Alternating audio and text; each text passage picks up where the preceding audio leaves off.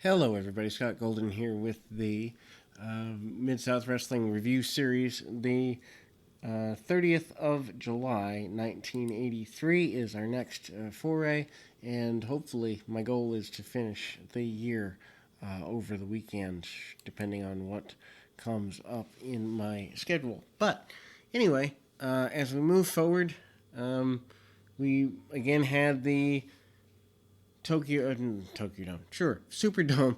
Last week, I feel like Hulk Hogan at that WrestleMania where he called the Superdome the Silver Dome. Anyway, Zayn and Rogers against Weingroff and Horner. Literally an enhancement match for the most part. Horner probably the most pronounced and useful of the two. Of the four rather, in terms of prospects for the area and the region and moving forward. Rip Rogers, probably a close second.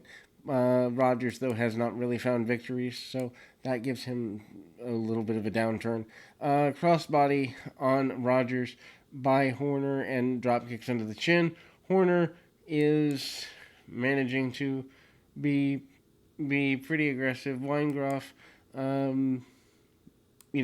has probably the most experience of everybody in the ring.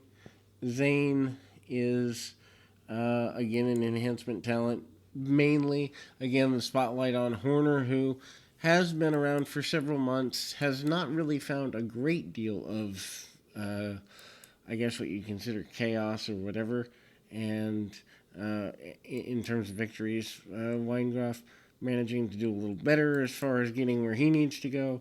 And snapmare takeovers by Rip Rogers get things going in his team's direction. He and his partner have some struggles. Zayn comes back in, all four guys in about 6.5 minutes into the contest, and we see a double atomic drop by the baby faces. Eventually, Weingroff with the roll up that we've seen him use before, and there's a 3 count there. Rick Davidson versus Hacksaw Jim Duggan. Duggan has fallen kind of far from the top of the card in terms of just not being able to really, I don't know that I'd say really defend himself, but at the same time, Duggan sends Davidson out of the corner. Davidsons have been in and out. They are a brother tag team, not really getting a whole lot of advantage per se. And then we kind of see Duggan with the go behind, managing to take down the opponent, and Duggan also sends him into the buckle. Hard shot and an Irish whip, and ultimately big back body drop. And Duggan finally does the crouch 3-point stance into a flying tackle, which later becomes the clothesline, giving Duggan the victory. Mr. Olympia and the Junkyard Dog, they've gone a roundabout before, and they are going to go roundabout again here. And for the most part, this is a decent little opportunity for everyone involved.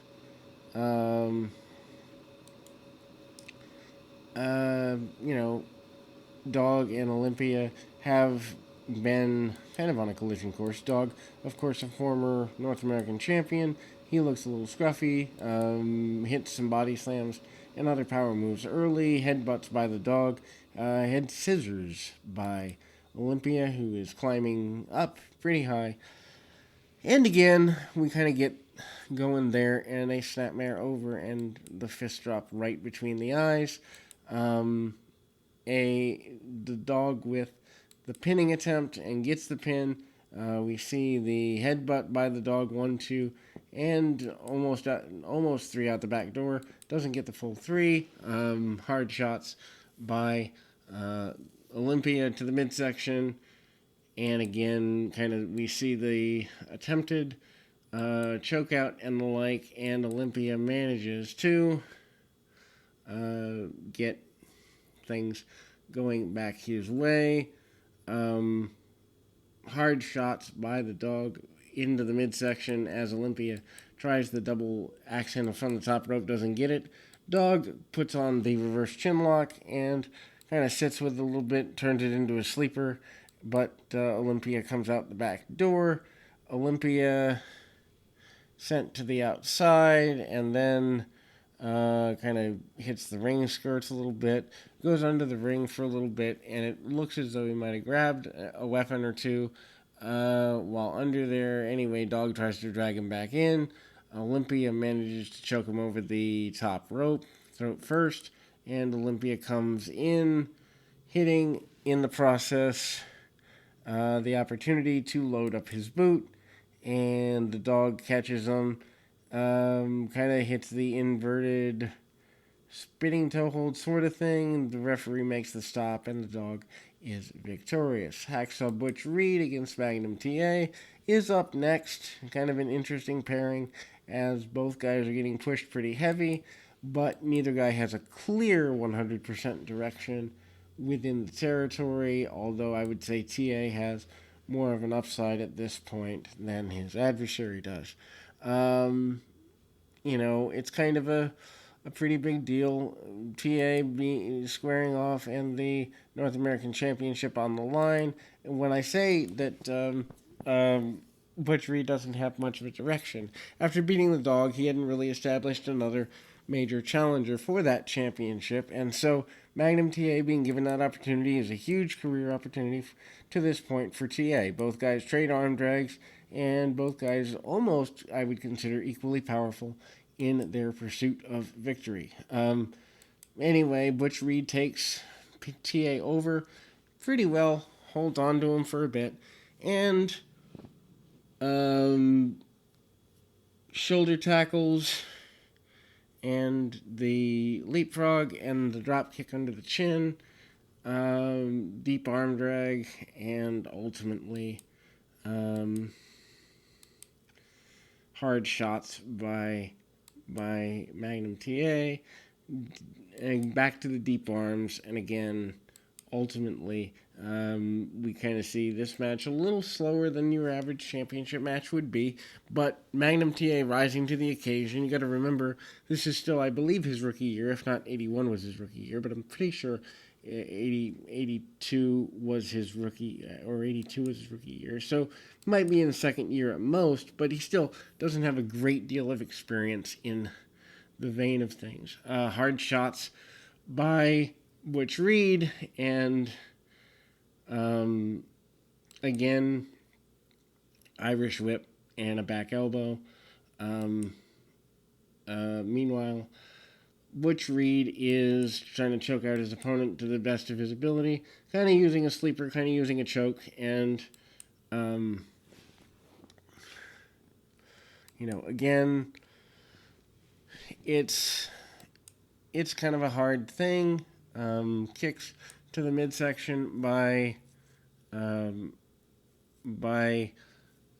Magnum TA, and ultimately we kind of see Butch Reed having to have more of a struggle than he intended to have. Beautiful drop kick under the chin, though, by Reed. Reed goes to the top rope, second rope, tries the double axe handle, doesn't get it. Reed sent into the buckle, gets backdropped, and then Magnum TA with the atomic drop. And finally, we see the belly-to-belly suplex, and Reed out the back door on the belly-to-belly suplex. The belly-to-belly suplex, not yet a complete finish for the benefit of Magnum TA. TA comes out the back door. This is probably one of the matches that's worth going out of your way to watch. Magnum TA comes out the back door on a cross body. TA then comes off the ropes, kicking Reed right under the chin. We see some brawling. We see a shot in again, and the atomic drop for the fourth run, and a shoulder tackle by Butch Reed. 1, 2, and 3 ultimately gets him the victory. So we do not have a new North American champion. We do have I would say a perennial challenger at this point. Bundy and DiBiase, interesting team against Dr. Death and Johnny Rich. Johnny Rich and Dr. Death seemed like an odd team too. Maybe you could consider Dr. Death a baby face, although I don't really know that you could. I wouldn't say that you couldn't, but certainly kind of one of those. He's in between because he hasn't been fully established as major talent yet. He has talent, but not over to the point of a major talent. DiBiase catches Rich and then gets caught with a drop kick and an arm drag. Rich catches the bump and feet of DiBiase for the arm drags, and finally we see Rich kind of regain his composure a little bit. That's to be intimidating to be a younger guy in there with DiBiase. DiBiase starts towards his opponent and then backs off towards Bundy. Bundy has not really been in there yet. Dr. Death and DiBiase circling and squaring off with each other, and the fans are solidly behind Dr. Death. I don't know that he has enough play to be in there with DiBiase at this point, but he is, and they have a solid friendship, so I'm sure working with a friend in a higher profile match helps. Big backdrop out of the corner by Dr. Death, and he goes for the football tackle stance, but DiBiase bails out in a hurry. Tag off to King Kong Bundy. Bundy and Williams, an interesting styles clash. Bundy not used to being outpowered, but Williams might have the power to do it. Williams turns around after a ducked clothesline and nails Bundy. Bundy goes staggering back, and then Rich comes back in. We kind of have a double team by the baby faces, and it's a little more challenging than everybody wants. Meanwhile, huge power slam out of the corner by Dr. Death, and he beats Bundy and DiBiase, not single-handedly, but might as well have been. Anyway, Boris Zukov and Tony Torres is up next, and basically that is a relatively one-sided match for a number of reasons. Torres manages as an enhancement talent to get a few shots in, including a dropkick under the chin, back to the arm, and the arm drags, but not a stellar performance by him by any stretch. Shots by Boris Zukov under the chin, and again, Zukov goes right to work on his adversary as much as he possibly can. Now, we see kicks and ultimately a series of them. Big neck breaker, and we then see a knee drop from the center, 1, 2, 3, and ultimately we see a victory from Boris Zukov, as one would expect. Art Cruz and John Davidson up next. You're not going to get a lot out of this. You've got maybe 5 minutes left in the program, and in that time, a Bundy interview. Davidson kind of has not found his niche. Cruz is kind of a upper top of the low card babyface enhancement talent. He gets some headlocks and hip tosses on Davidson. Davidson has to cheat, and he's wearing overalls, so kind of doing a bit of a hillbilly gimmick. Comes off the second rope, doesn't get all he wants on that maneuver. Then we see some shots by the adversary, and then we see a reversal into a crossbody. 1, 2, and again, there you go. And then we see an attempted roll-up, and Art Cruz gets the victory. Shot by Bundy manages to complain about the loss as it relates to Williams, and we close the program here. We will hopefully get to August today at some point. My goal, like I said, by the end of the weekend, the end of 1983. but we'll see where things go. Till next time, keep your feet on the ground, your mind in the moment.